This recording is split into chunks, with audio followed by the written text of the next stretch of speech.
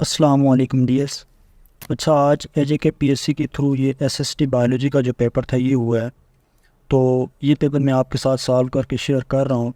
तो इसको इंशाल्लाह हम 2-3 पार्ट्स में देखते हैं। जो पहला पार्ट है इंशाल्लाह हम उसमें जो केमिस्ट्री का पोर्शन है उसको हम सॉल्व करते हैं। जो दूसरा पार्ट है उसमें हम जो उसका बायोलॉजी वाला पोर्शन है, बॉटनी और ज़ूलॉजी का है, उसको इंशाल्लाह सॉल्व करेंगे। तो आए इसमें जो पहला पार्ट है केमिस्ट्री वाला, हम उसको सॉल्व करने की कोशिश करते हैं। क्वेश्चन नंबर तो देखते हैं हम। जो पहला क्वेश्चन है, which of the following halogen does not exist as a diatomic molecule, कि कौन सा हेलोजन है वो डायटोमिक मॉलिक्यूल के तौर पे एग्जिस्ट नहीं करता। तो अगर देखा जाए आयोडीन, ये भी डायटोमिक के तौर पे एग्जिस्ट करता है, ब्रोमीन भी, फ्लोरीन भी। यानी अगर आप देखें तो सारे ही डायटोमिक मॉलिक्यूल के तौर पे एग्जिस्ट करते हैं जितने भी हेलोजन हैं। उनमें क्लोरीन अगर देखें तो वो भी। तो मतलब यहाँ पे जो है नन ऑफ दीज जो ऑप्शन आ। क्वेश्चन नंबर 2 है, विच कंपाउंड कंटेंस 3 एलिमेंट्स, कि कौन सा इनमें से ऐसा कंपाउंड है जिसके अंदर 3 एलिमेंट्स। अब देखें सोडियम क्लोराइड में 2 हैं, सोडियम और क्लोरीन। आयरन ऑक्साइड में भी 2 हैं, आयरन और ऑक्सीजन। सोडियम कार्बोनेट में अगर आप देखें तो 3 है, एक सोडियम है, एक कार्बन है और तीसरा ऑक्सीजन है, यानी Na2CO3। तो फिर देखें सोडियम कार्बन ऑक्सीजन 3 है। कार्बन डाइऑक्साइड में भी 2 हैं, कार्बन ऑक्सीजन। तो मतलब 3 का एलिमेंट्स वाला जो कंपाउंड है वो कौन सा है, सोडियम कार्बोनेट। क्वेश्चन नंबर 3 है, which of the following is not a mixture, कि कौन सा इनमें मिक्सचर नहीं है। अब चारों पे अगर गौर करें, स्टील भी मिक्सचर है क्योंकि इसमें भी काफ़ी चीज़ें मिलती हैं तब ये बनता है, यानी आयरन कार्बन। ठीक है। पेट्रोल की बात करें, इसमें भी हाइड्रोकार्बन्स का मिक्सचर होता है। टैप वाटर में भी अगर आप देखें एयर है, मिनरल्स है, बाकी जो चीज़ें वो भी इसमें शामिल होती हैं। लेकिन इथानॉल की अगर बात करें, ये कंपाउंड है, ये मिक्सचर नहीं है। क्वेश्चन नंबर 4 है, which gas reacts with sulphuric acid to form fertiliser, कि कौन सी गैस इनमें से रिएक्ट करती है सल्फ्यूरिक के साथ तो फर्टिलाइज़र बनता है। तो अमोनिया जो गैस है ये जब रिएक्ट करती है सल्फ्यूरिक एसिड के साथ तो अमोनियम सल्फेट जो है वो एक फर्टिलाइज़र है, वो बनता है। तो मतलब कौन सी गैस करेक्ट ऑप्शन है, ammonia.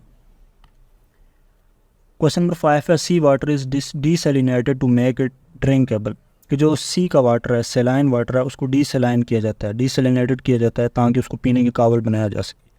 What is the main substance remove by desalination, तो डीसैलिनेशन में जो मेन चीज़ है रिमूव वो कौन सी की जाती है, detergent, fertiliser, sewage, sodium chloride.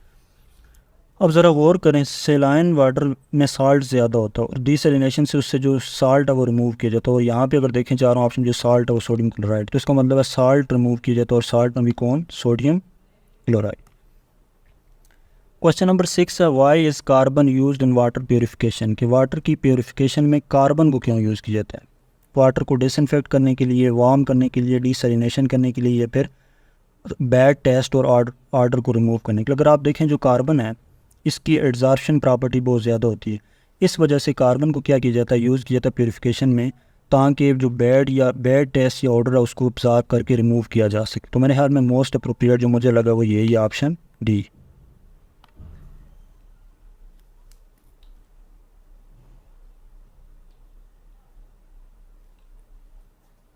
Next question number 7 है, the transition of substance directly from the solid to gas state is called, कि किसी भी सब्सटेंस का सॉलिड से डायरेक्ट वेपर्स में या गैस में चेंज होने को क्या बोलते हैं। तो इस प्रोसेस का वो होता है सॉलिड से डायरेक्ट गैस को हम सब्लिमेशन बोलते हैं।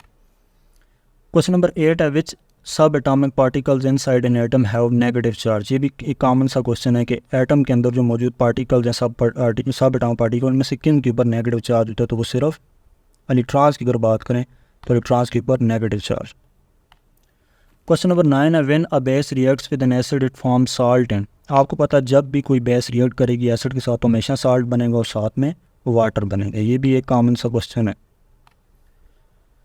क्वेश्चन नंबर 10 है, neutral solution is a solution with a pH, कि जो न्यूट्रल सोल्यूशन आपको पता है पीएच की रेंज 1 से 14 तक है। तो 1 से 7 तक आप कह लें एसिडिक है, 7 से 14 जो है वो बेसिक है और जो मेन 7 है वो न्यूट्रल है। तो वो सोल्यूशन जिसकी पीएच 7 होगी तो वो क्या होगा, न्यूट्रल सोल्यूशन। 11 है, the elements of group 1 of the periodic table are known as, कि जो ग्रुप 1 है उसको कॉमनली क्या बोलते हैं। तो आपको पता है ग्रुप 1 को हम अल्कली मेटल्स बोलते हैं, ग्रुप 2 को अल्कलाइन अर्थ मेटल्स बोलते हैं, ग्रुप आखिरी जो 8वां उसको नोबल गैस बोलते हैं, ग्रुप 7 को हैलोजेंस बोलते हैं। ठीक है। तो इसका मतलब है कि अल्कली मेटल जो है वो यहाँ पे करेक्ट ऑप्शन।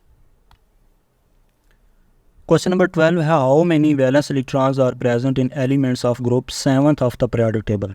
अब देखें आपको पता है पीरियोडिक टेबल में जितने मोस्टली ग्रुप्स बनाए गए हैं वो वैलेंस इलेक्ट्रॉन्स की बेस पे बनाए गए हैं। यानी का जो ग्रुप 1 है उसके वैलेंस शेल में 1 इलेक्ट्रॉन है, ग्रुप 2 वाले में 2 हैं, 6 वाले में 6 कह लें, या 7 मोर स्पेसिफिकली अगर आप देखें तो उसके वैलेंस शेल में 7 इलेक्ट्रॉन है। तो मतलब यहाँ पे भी ट्रू जो ऑप्शन है वो क्या है, 7। क्वेश्चन नंबर 13 है which group of the element has complete valence shell, कि कौन सा पीरियोडिक टेबल में ग्रुप है जिसका वैलेंस शेल कंप्लीट है। तो वो आपको पता नोबल गैसेस वो वाला ग्रुप है कि जिसके आउटर मोस्ट शेल या वैलेंस शेल है उस वो कंप्लीट है। तभी हम कहते हैं कि जो ये अनर्ट हैं नोबल गैसेस कोई रिएक्शन शो नहीं करते, ना ये लूज़ करने की एबिलिटी रखते हैं इलेक्ट्रॉन्स को, ना गेन की। क्वेश्चन नंबर 14 है what is the most reactive element in group 7th of the period, कि ग्रुप 7th में सबसे ज़्यादा जो रिएक्टिव है वो कौन सा है। तो आपको पता टॉप टू बॉटम जो रिएक्टिविटी है वो डिक्रीज़ करती है। तो सबसे ज़्यादा अगर आप देखें फ्लोरीन, ब्रोमीन, क्लोरीन, आयोडीन में जो मोस्ट रिएक्टिव है वो फ्लोरीन। क्वेश्चन नंबर 15 है what is the IUPAC name of the compound with formula CH3CH2OH। अब देखें 2 कार्बन है यानी इथेन से ये बनाया गया है और फंक्शनल ग्रुप OH ऐड किया हो, तो इथेन से इथानॉल। तो ये करेक्ट जो ऑप्शन है that is ethanol. Question number 16 है which of the following is the functional group of N aldehyde. जो एल्डिहाइड आपको पता ये कार्बोनाइल कंपाउंड्स हैं। तो एल्डिहाइड अगर कीटोन हो, ठीक है, उसमें जो है COO बॉन्ड दोनों साइड पे कोई अल्काइल ग्रुप्स लगा सकते हैं आप, लेकिन अगर हम एल्डिहाइड की बात करें तो एक साइड पे अल्काइल ग्रुप होगा, लेकिन दूसरी साइड पे अगर आप देखें तो सिंपल H होगा। CHO ये C डबल बॉन्ड हो, H जो है ये एल्डिहाइड का फंक्शनल ग्रुप। क्वेश्चन नंबर 17 है what type of isomerism exist between 1 propanol and 2 propanol. अब ये 2 आइसोमर्स दिए हुए, एक 1 प्रोपानोल एक 2 प्रोपानोल। ये कह रहा है कौन सा आइसोमरिज्म शो करता है। अब आपको देखें प्रोपानोल 1 प्रोपानोल भी अल्कोहल है, 2 प्रोपानोल भी अल्कोहल है, सिर्फ पोजीशन ऑफ फंक्शनल ग्रुप का डिफरेंस है।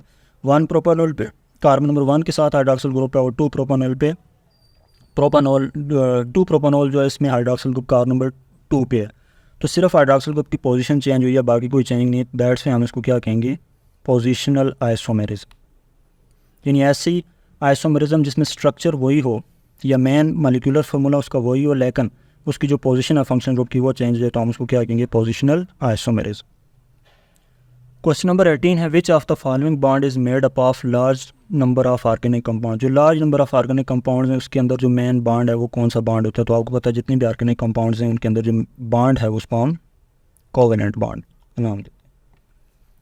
क्वेश्चन नंबर 19 है which of the following compounds yields from the reduction of nitroalkanes. जो नाइट्रो अल्केन्स हैं जब हम इनकी रिडक्शन करते हैं तो इनकी रिडक्शन से कौन सा कंपाउंड। तो हमेशा जब भी हम नाइट्रो अल्केन्स को रिड्यूस करेंगे, रिडक्शन करेंगे, वो किसी भी कैटालिस्ट की मौजूदगी में, वो हाइड्रोक्लोरिक एसिड हो सकता है, वो रेनी निकल वगैरह हो सकती है, ठीक है। तो हमेशा उनके आप ये कह लें जो अमाइंस हैं तो वो हमें मिलेंगे।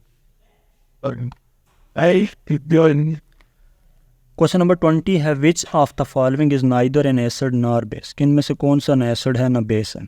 अब अगर आप देखें CH3OH ये एम्फोटेरिक है, यानी मतलब बेसिक करेक्टर भी है, इसमें एसिडिक भी है। HCl एसिड है, CH3CO ये एसिटिक एसिड है। KCl अगर हम बात करें तो ये ना एसिड है ना बेस है, बल्कि ये क्या है, सॉल्ट। क्वेश्चन नंबर 21 है the atomic number and atomic mass of magnesium और के मैग्नीशियम का एटॉमिक नंबर कितना और एटॉमिक मास। आपको पता है मैग्नीशियम का एटॉमिक नंबर 12 है और इसका एटॉमिक मास 24 है, यानी ऑप्शन बी। 22 है Charles law assume that which of the following is held constant. कि जो चार्ल्स लॉ उसमें कौन सी चीज़ जो वो कांस्टेंट रखी जाती है। तो आपको पता है चार्ल्स लॉ की स्टेटमेंट ये है कि वॉल्यूम ऑफ अ फिक्स यानी वॉल्यूम जो है वो डायरेक्टली प्रोपोर्शनल है किसकी, टेम्परेचर की, जबकि प्रेशर उसने कहा था क्या है, कांस्टेंट है। तो मतलब चार्ल्स लॉ की स्टेटमेंट में जो प्रेशर है वो कांस्टेंट है। 23 a balloon filled with air has volume of 1 liter at 273 Kelvin. What will be the volume of the balloon at 556 assuming no change in pressure। कि प्रेशर कांस्टेंट है। तो अब देखें टेम्परेचर जो है वो इंक्रीज़ हुआ है लेकिन जो प्रेशर है वो इंक्रीज़ नहीं हुआ। अब देखें टेम्परेचर डबल हो गया तो उसका मतलब है जो मेरे हिसाब से जो इसका वॉल्यूम है वो भी डबल हो जाएगा। 1 लीटर था 273 पे, तो 546 पे वो कितना हो जाएगा, 2 हो जाएगा। इसको फिर भी देख लेना, लेकिन मेरे हिसाब से 2 ही। क्वेश्चन नंबर 24 है Boyle's law can be mathematically expressed as. कि बॉयल्स लॉ को किस तरह आप एक्सप्रेस कर सकते हैं। तो आपको पता है बॉयल्स लॉ की स्टेटमेंट ये है कि pressure always inversely proportional to volume, जबकि इसने टेम्परेचर जो है उसको कांस्टेंट रखा था। तो अब उसको आप सिंप्लीफाई करें तो आपके पास जो एग्जैक्ट इसकी मैथमेटिकल एक्सप्रेशन बनेगी वो P V is equal to constant या K. 25 in a galvanic cell the cathode is the site of, कि जो गैल्वानिक सेल है वहाँ पे जो कैथोड है, कैथोड बेसिकली ज़रा इलेक्ट्रोड है, तो कैथोड के ऊपर क्या होता है, oxidation, reduction, electron flow, ion flow. तो कैथोड के ऊपर गैल्वानिक सेल की कंडीशन में हमेशा क्या होती है, रिडक्शन होती है। तो ये पहला पार्ट था जिस पार्ट में हमने केमिस्ट्री का जो पोर्शन उसको सॉल्व किया। एक दूसरे पार्ट में इंशाल्लाह जो बायोलॉजी का बाकी पोर्शन हम उसको सॉल्व करें।